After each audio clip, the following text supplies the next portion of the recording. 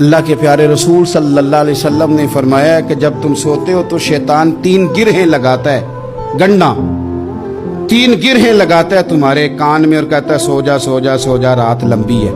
حضور فرماتے ہیں جب بندہ سویرے اٹھ کے اللہ کا ذکر کرتا ہے، چارپائی پہ اٹھا، اس نے اٹھنے کی دعا پڑھ لیا، الحمدللہ کہہ لیا، اللہ اکبر کہہ لیا، یا اللہ تیرا شکر ہے، اپنے لہجے میں کسی طرح اللہ کا ذکر کر لیا۔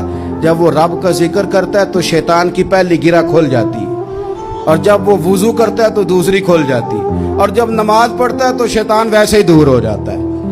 لیکن حضور فرماتے ہیں جو صبح سویا رہے وہ گرہیں قائم رہتی۔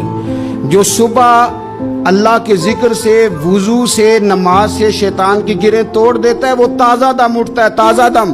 ایک تو بات میں جوانوں سے بالخصوص آپ سے گزارش کروں گا کہ رات کو جلدی سونے اور صبح جلدی اٹھنے کا ماحول بنائیں۔